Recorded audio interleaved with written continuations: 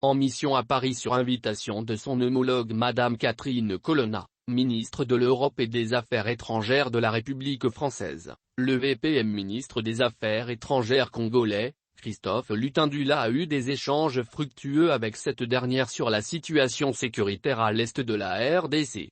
Le processus de Nairobi en cours sous l'égide de la présidence du CAN-IA et la facilitation du président angolais pour baliser la voie d'une pacification durable dans la partie et de la RDC comme le veut ardemment le président de la République Félix-Antoine Tshisekedi.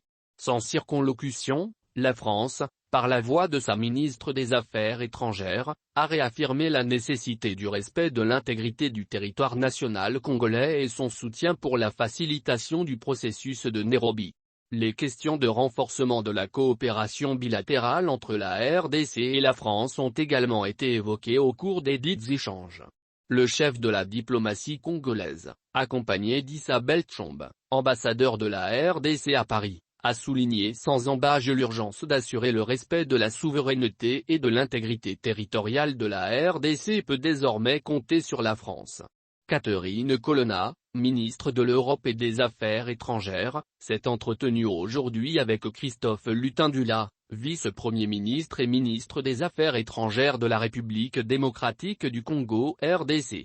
La ministre a réaffirmé l'attachement de la France à la souveraineté et à l'intégrité territoriale de la République démocratique du Congo et de tous les pays de la région. Elle a condamné les offensives en cours du mouvement M23 et les actions d'autres groupes armés dont les Alliés démocratiques Force AF, la Coopérative pour le développement du Congo, CODECO, et les Forces démocratiques de libération du Rwanda, FDLR. Elle a exprimé son soutien à la mission de l'Organisation des Nations Unies pour la stabilisation en République démocratique du Congo, MONUSCO, dans la lutte contre les groupes armés à l'est de la RDC. La ministre a marqué la préoccupation de la France concernant la résurgence de discours de haine visant des communautés et des individus. La ministre a encouragé la recherche de l'apaisement et la poursuite du dialogue avec le Rwanda, dans le cadre des initiatives diplomatiques et des mécanismes existants. Elle a marqué le soutien de la France au processus de Nairobi, ainsi qu'à la médiation engagée par le président de la République d'Angola, João Lourenço, avec le soutien de l'Union africaine.